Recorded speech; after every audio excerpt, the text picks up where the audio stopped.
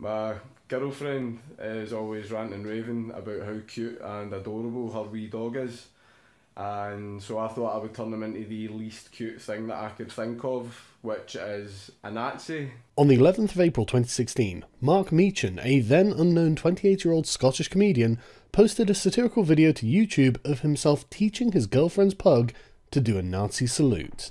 Sieg Heil! Sieg Heil!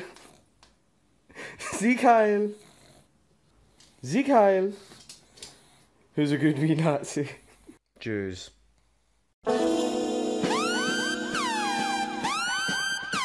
He trained the dog to raise its paw and respond to Sieg Heil and gas the Jews, and he prefaced the video with a clip of himself explaining that he was doing it as a joke to annoy his girlfriend. Meechan's YouTube channel had less than 10 subscribers, who were his friends, but someone posted the video to Reddit where it went viral and reached the front page. The looming threat of a 1,000-year pug Reich was enough to scare the tabloids into action, and on the 20th of April 2016, the Daily Mirror picked up the story and published an article titled "Outrage as Man Trains Hitler Dog to Perform Nazi Salutes and React to the Phrase Gas the Jews." The Mirror described it as a shocking clip and claimed the minute-and-a-half-long video raised concerns about growing anti-Semitism and has prompted a leading Jewish group to call for a zero-tolerance approach to online material which targets Jews or seeks to make light of the Holocaust. Brimming with confected outrage, Ephraim Borowski, the director of the Scottish Council of Jewish Communities, said, "To regard the meticulously planned and industrialised murder of 6 million people solely on the grounds of their ethnicity as a joke is outrageous, and for someone who does so to claim not to be racist beggars belief." A spokeswoman for the Scottish Council of Jewish Communities decided to get in on the action, saying, "It is a form of racism which needs to be condemned just as we would any other form of racism, just as we would condemn Islamophobia or anti-African racism." On the 28th of April 2016, Meechan was arrested by police because he didn't have a license for a meme that spicy and needed to be held to account for the feelings that he had hurt. Meechan apologised to the Jewish community for causing their emotional boo-boo, but to no avail. Detective Inspector David Coburn of the Lanarkshire Fields Police announced, "This clip was shared online and has been viewed almost 1 million times. I would ask anyone who has had the misfortune to have viewed it to think about the pain and hurt the narrative has caused a minority of people in our community. The clip is deeply offensive. No reasonable person can possibly find the content acceptable in today's society." You are fined 1 credit for a violation of the verbal morality statute. If making the police in Britain an international laughingstock wasn't enough, Coburn went on to further humiliate himself and his entire profession by suggesting they were actually going to make an example of a comedian. Fuck you! Your repeated violation of the verbal morality statute has caused me to notify the San Angeles Police Department. This arrest should serve as a warning to anyone posting such material online or in any other capacity that such views will not be tolerated. Fuckers are fast, too. The message was crystal clear. The detective inspector had spoken. Your offensive jokes will not be tolerated by the Scottish Police of Vice and Virtue in service of their holy duty to prevent intolerance and uphold the rule of political correctness. Meechan was charged by the Crown Prosecution Service for his violation of the verbal morality statute for being grossly offensive. Thus began the 2-year trial, without a jury, of a Scottish shitposter on the grounds that an edgy joke, quote, constituted incitement of hatred on religious grounds and was anti-Semitic in nature. Nicola Cranky, the leader of the Scottish National Socialist Party and Chancellor of Scotland, declined to comment despite being petitioned to intervene, so the Scottish court system began to laboriously get to work, wasting time and taxpayer money with the least important court case in Scottish history under the direction of Sheriff Derek O'Connell, a judge who had previously embarrassed his profession by convicting a homeless man of violating the Firearms Act for possessing a fluorescent plastic toy gun. A 16-year-old girl had reported the beggar to the Muttaween for owning a quote-unquote weapon, saying, "I asked him what he was doing with the gun and he said he was going to use it if people refused to give him money. I wasn't sure if he was joking." Any normal person might be wondering why Derek O'Connell still has a job, but for some reason he does, and proceeded to use his judicial power to whine endlessly about the kids on his lawn while simultaneously keeping self-confessed paedophiles out of jail. Meacham was charged with being grossly offensive under Section 127 of the 2003 Communications Act, which says, "A person is guilty of an offence if he sends by means of a public electronic communications network a message or other matter that is grossly offensive or of an indecent, obscene, or menacing character, or causes any such message or matter to be sent.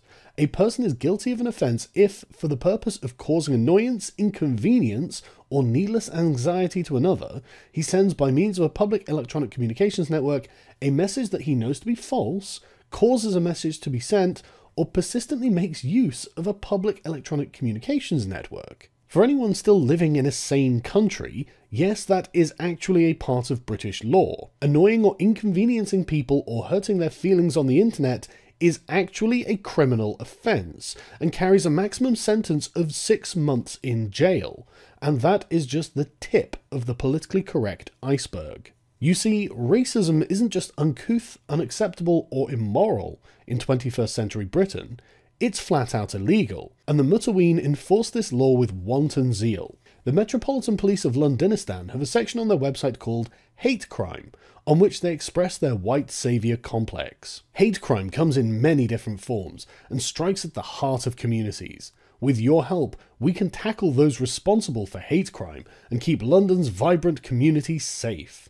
We're here and ready to help anyone who's been affected by someone else's prejudice, ignorance, or violence. The British police actively encourage the public to report one another to Big Brother if anyone dares say anything that could even be obliquely considered to be racist. I've yet to confirm whether literacy or even a passing knowledge of the law is even required to become a police officer in this country, after the observation made by one barrister under the section "What is a hate crime?" on the Met's website. Matthew Scott, a veteran legal professional and columnist for the Times and Daily Telegraph, noticed that the Met's website had a strange description of what hate crimes and hate incidents actually were. The Met's website stated, "If someone commits a criminal offence and the victim or anyone else believes it was motivated by prejudice or hate, we class this as a hate crime. It means the offender can be charged for the crime itself and also their reasons for doing it.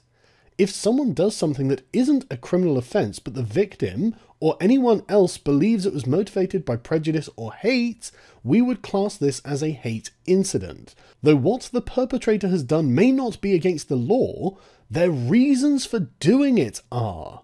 This means it may be possible to charge them with an offence. But where's the victim if there was no crime committed?" Scott points out that this is not only a poorly worded pair of paragraphs, but they do not make legal sense. He says, "Although there are some cases where doing an act is illegal irrespective of your state of mind, there are no cases where your state of mind can make you guilty of an offence if you don't actually do anything capable of amounting to a crime.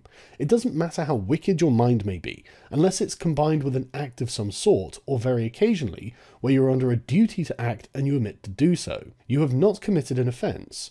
Intending to kill someone is not criminal. Intending to rape is not an offence. Intending to incite racial hatred is not an offence." The London police actually have to follow absurd and subjective laws that are wildly open to interpretation, and do nothing to prevent malicious and unprovable allegations by literally anyone, even people who are not involved whatsoever, that stand or fall at the discretion of the officer alone. Worse than this, they also wrote, "Merely intending to do something without actually committing a crime is a crime in and of itself." As Scott rightly points out, if such an offence existed, then thought crime would be a very good description of it, but of course it doesn't. The Met are following laws that they've just made up, presumably because of their pathological need to find every instance of racism in their crusade against naughty words. It is not possible under English law to commit a crime by undertaking a lawful action, no matter what your intent is, contrary to the opinion of the police themselves. Needless to say, once this was pointed out, the Met simply decided to throw that page down the memory hole and slyly replace it with one that actually reflected hate crime laws, which isn't much better because the mindset and culture that produced a police force that wants to police thought crimes is still operating all across Britain. And just to fully inform you as to the sole purpose of hate crime laws in Britain, let me refer to a recent report by 4 academics from the University of Sussex called the Sussex Hate Crime Project. The purpose of this 5-year research project was to assess the impact of hate crimes on the LGBT and Muslim communities of Britain. They say, hate crimes, whether experienced directly, indirectly, through the media, in person or online, were consistently linked to increased feelings of vulnerability, anxiety, anger and sometimes shame, being more security conscious, avoidant and more active within the community. The very concept of a hate crime is only about the emotional well-being of minority communities, which the powers that be seem to think that a totalitarian nanny state is absolutely a price worth paying to avoid the hurt feelings of minority groups. Fast forward to the 20th of March 2018, and the Sheriff of Lanarkshire found Meechan guilty of being a dick on the internet. O'Connell dismissed Meechan's defence claims that the video was a joke on the grounds that he did not believe the video was humorous and ruled it as a deliberate attempt to incite anti-Semitism, saying, "The accused is quite obviously an intelligent and articulate man. The accused knew that the material was offensive and knew why it was offensive." Sieg Heil!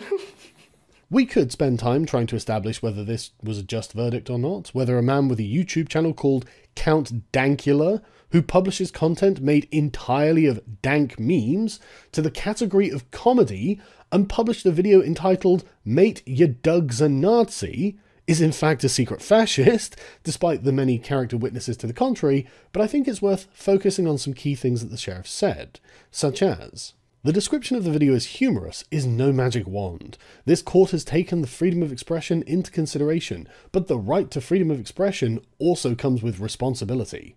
According to Derek, "Do you have a license for that toy gun, mate O'Connell? Your right to freedom of expression is conditional, on the grounds that if you offend someone, you lose it." This is quite an astounding statement, as it undermines the entire Western liberal canon with regards to what a right actually is, and reveals O'Connell to be a tyrant. You do not have the right to freedom of expression. You may express yourself as a privilege that may be revoked at the very moment you potentially hurt someone's feelings. Even more disturbing is that, according to the Deputy Fiscal of the court has the power to disregard the context of the events altogether. He says that he knows the context of the video, but in a criminal court in Scotland, he does not decide the context of anything.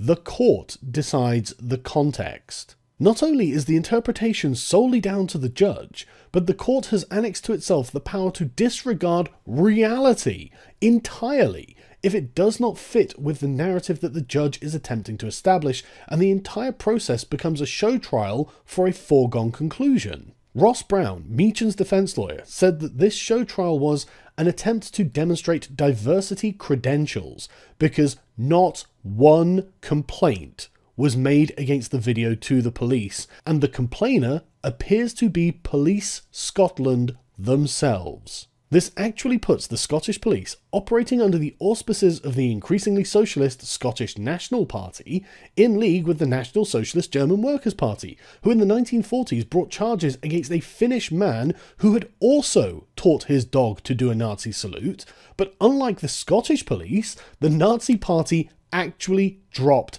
the charges. The response to Meechan's case has been mixed. American commentators have come out in droves to decry what they rightfully see as tyranny and oppression in the mother country from behind the safety of their First Amendment, saying things that would likely get one jailed in the UK because of our lack of constitutional protections. See, here's the thing. You might not like it. You might think it's horribly inoffensive, but here's the thing. No Jews got gassed during the making of that video. Naturally, the Scottish Council of Jewish Communities were in complete support of the verdict, contradicting themselves by saying this is not just offensive in the abstract, if such a thing is even possible, but the constant repetition of anti-Semitic slogans adds to the anxiety and vulnerability of Jewish people living in Scotland who already feel anxious and alienated, while claiming that His video gives Jews throughout the world a false picture of what it is like to be Jewish in Scotland, which is and remains, by and large, a positive experience. So, Jewish people in Scotland are not victims and do not live in fear, but the Scottish Council of Jewish Communities wishes to play the victim anyway. Good to know. Meechan's video did not change this. They are just pleased that he was not allowed to disseminate grossly offensive material. One might expect a flurry of support from popular comedians, but this has been slow to emerge, with only a handful of prominent names making their voices heard. Among the highest profile are Shappi Khorsandi and Jewish comedian David Baddiel and Ricky Gervais, but it's only been to comment on the event and not take action. Do you know about the pug? No. Can I tell you about the pug? Come on. Okay, so it's very relevant to this, and I'd read about this a while back and actually tweeted in support of this bloke because I didn't realise it was actually going to go to court, but it has gone to court. Today it was in the news that some Scottish bloke, I think he might be a comedian or some sort of low-level club comedian in Scotland, he has a pug. And he has trained the pug to do a Nazi salute. He's put it on YouTube. Now, there is something as a kicker to it, I have to say, which is, like all dogs, to do a trick, he needs a cue, doesn't he? Yeah. Like normally people say heel or die or whatever they say. He happens, the cue for this Heil. dog, no, it's gas the juice. Oh, so hold on. So he says to the dog, who is called something like Rover or whatever. Right. Come on, Rover. Come on, Rover. Come on, Rover. Gas the juice. Gas the juice. And then the dog will do a Nazi salute. Right now, here's the point, though. This is why I was supportive of this bloke, because it looks fun. It is funny. It is funny. But in the world we live in now, he could change the cue. He could change the cue. But let's come on to that. Yeah. Here's the key thing: is at the top of this YouTube video, he does explain. He says, "My girlfriend, right, is annoying about our dog."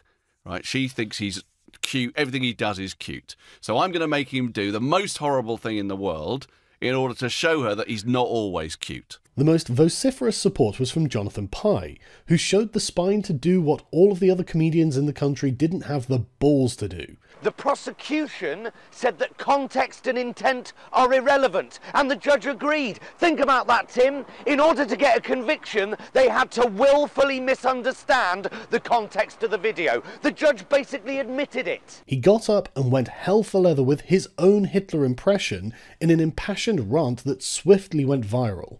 If context is irrelevant, I am right now inciting racial hatred, according to the Scottish courts, just by reporting the case. In which case, fuck it. If I'm going down in style. Higskide! Fight the doys have noiska! Neve of our fucking springtime for Hitler! And right, well, Tim, this is me miming being a Nazi fucking the Von Trapps. The Liberalists undertook a letter-writing campaign to MPs across the country, and responses varied but fell into three categories. Labour MPs generally agreed with Meechan's conviction.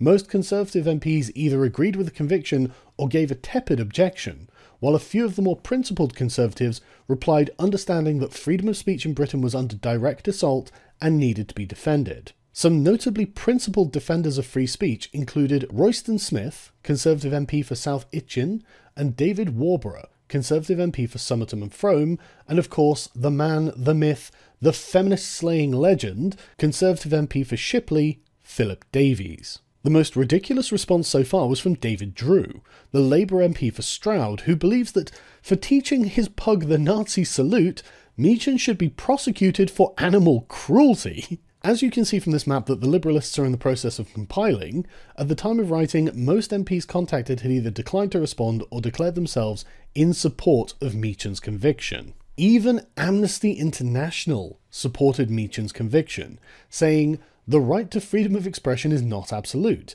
neither for the creators of material nor their critics. It carries responsibilities and it may therefore be subject to restrictions in the name of safeguarding the rights of others."